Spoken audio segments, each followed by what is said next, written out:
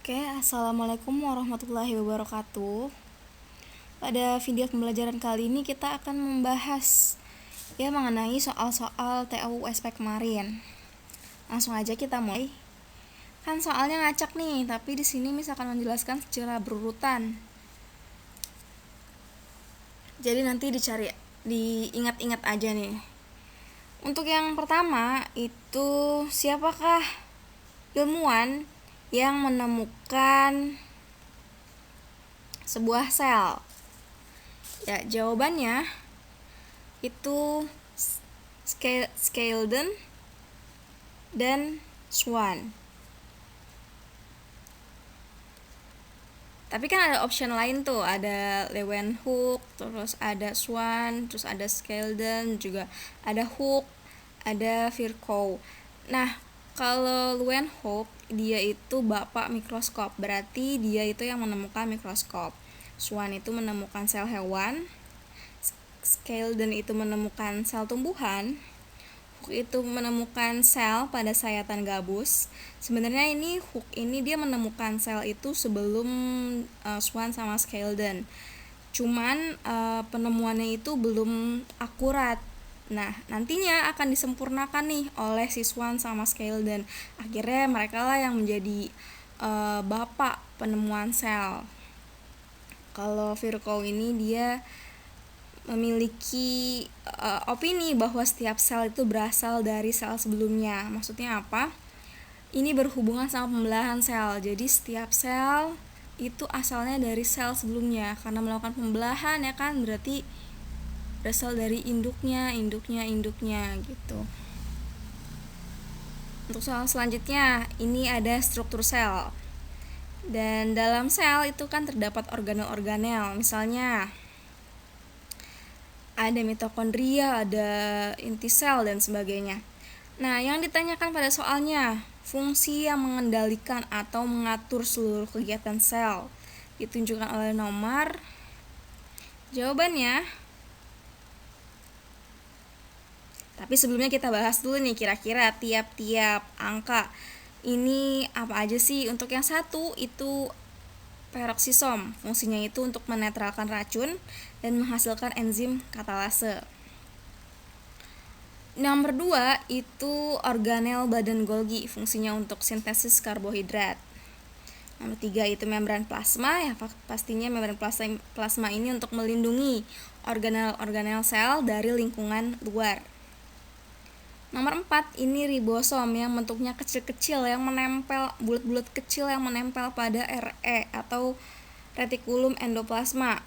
Nah, fungsinya ribosom ini untuk sintesis protein atau pembentukan protein. Nomor 5 ini mitokondria, fungsinya untuk pembentukan ATP atau energi. Nomor 6 itu RE kasar, fungsinya itu membawa protein ke sel lainnya. Jadi si RE kasar ini sama ribosom ini kerja sama. Makanya kan si ribosom itu menempel pada RE kasar karena mereka ini memiliki fungsi yang saling berikatan. Nah, nomor 7 ini inti sel yang di tengah-tengah. Dia itu berfungsi untuk mengatur segala kegiatan sel. Berarti jawabannya adalah nomor 7, yaitu inti sel.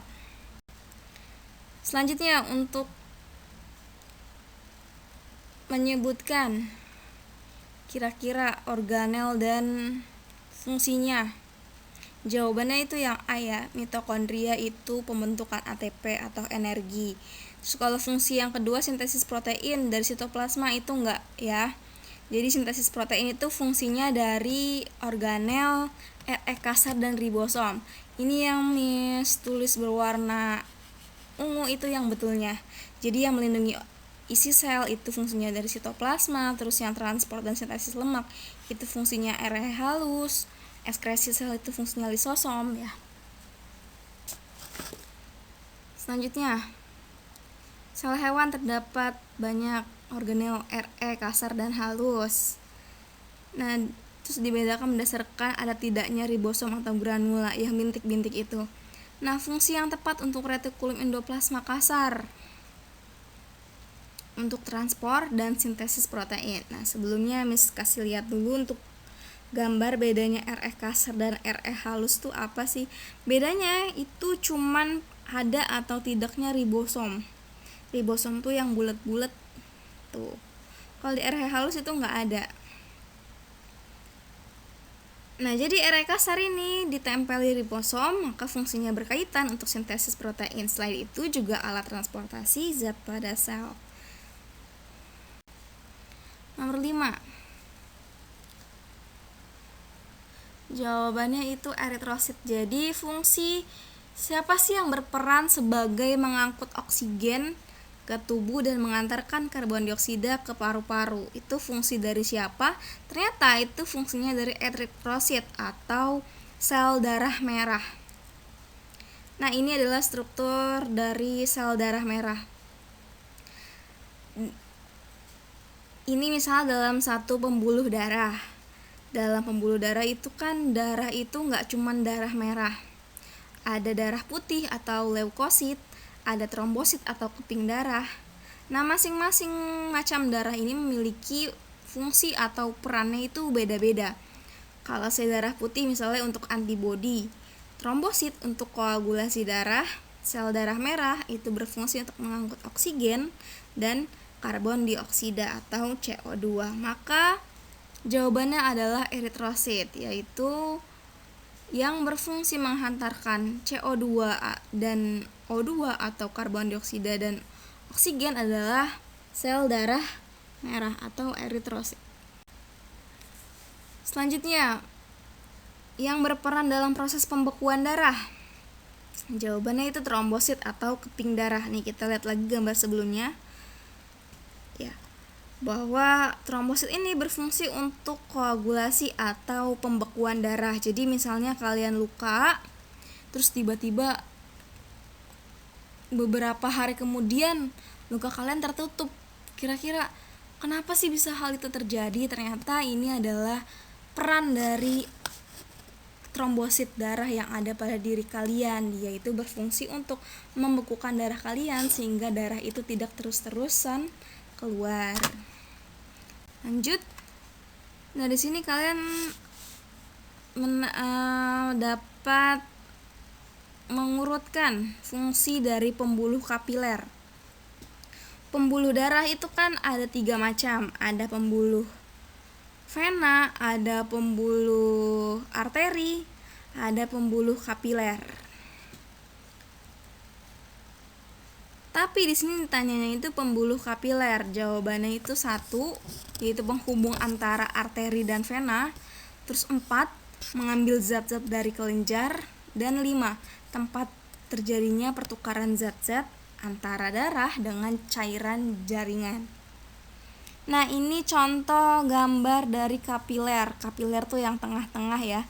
Yang warna biru ini adalah vena ya. Berarti dia itu darah yang kaya dengan karbon dioksida, makanya warnanya biru. Sedangkan yang merah nih yang sebelah kiri itu arteri. Arteri itu pembuluh darah yang mengangkut oksigen, makanya warnanya merah. Darah yang berwarna merah itu berarti menandakan bahwa adanya oksigen. Nah, kapiler ini ke tengah-tengahnya nih, penghubung antara si arteri dan vena. Dia itu memiliki ciri kapiler itu dindingnya tipis. Nah, untuk yang 2 itu adalah fungsi dari arteri, sedangkan nomor 3 itu fungsinya dari vena. Jadi fungsi dari pembuluh kapiler itu 1, 4, dan 5. Di sini Leni mengalami kecelakaan, lalu dia itu bergolongan darah O dan memerlukan donor darah. Kira-kira siapa nih yang bisa mendonorkan darahnya ke dia atau yang mentransfusikan darahnya ke dia? Kita harus paham juga mengenai transfusi darah atau pendonoran darah. Ternyata jawabannya adalah seseorang yang bergolongan darah O yang bisa mendonorkan darahnya untuk Leni. Mengapa demikian? Nah, ini adalah gambar ya. Jadi dalam transfusi darah itu dikenal donor universal dan resipien universal. Bedanya itu apa? Kalau donor, maka dia itu yang memberikan darahnya. Sedangkan resipien itu yang menerima darah. Nah, untuk donor universal, O itu termasuk donor universal. Kalau misalnya kita lihat panahnya ya, O itu memberi ke B, O itu memberi ke AB, O itu memberi ke A. Makanya dia disebut dengan donor universal atau memberikan darahnya ke segala golongan. Sedangkan kalau resipien kita lihat panahnya itu ke B, AB semua. Maka di situ membuktikan bahwa AB itu menerima darah dari segala golongan.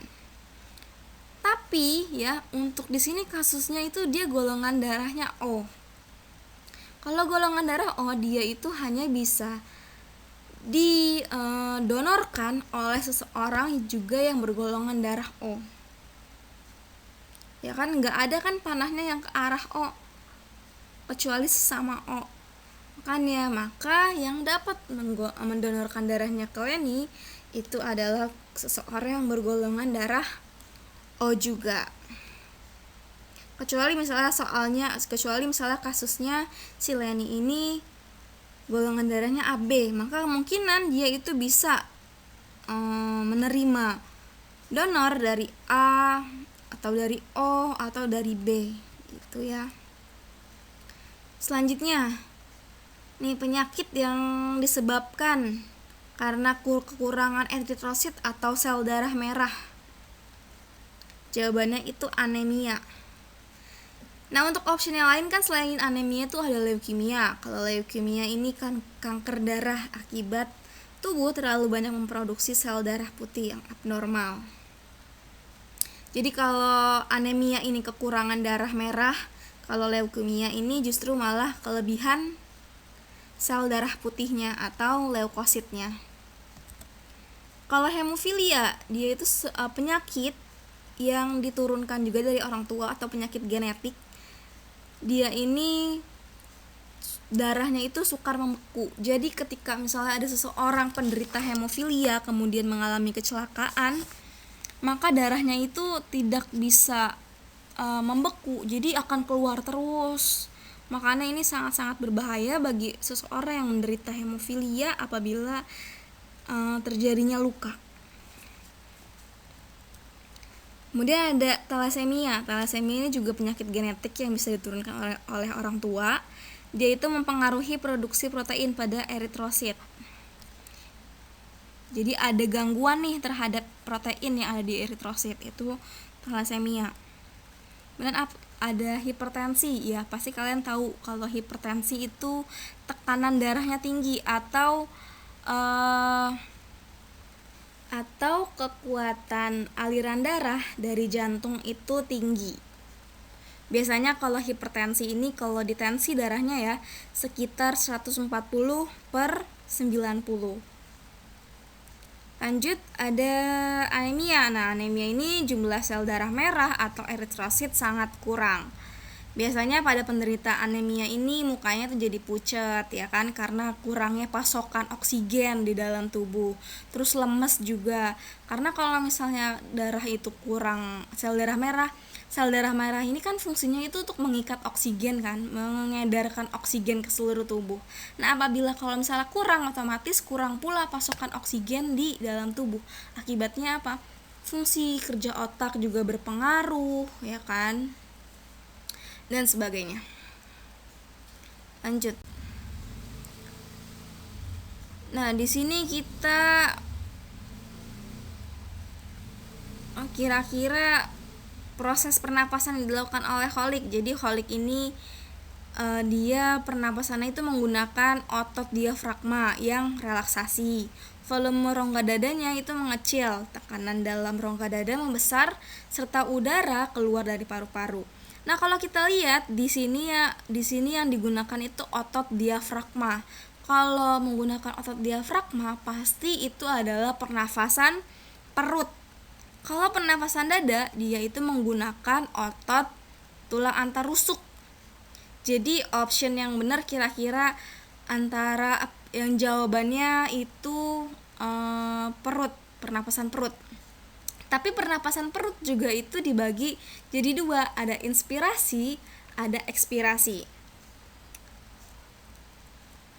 Tapi jawabannya itu ekspirasi. Jadi jawabannya Holik ini melakukan pernapasan ekspirasi perut. Alasannya kenapa?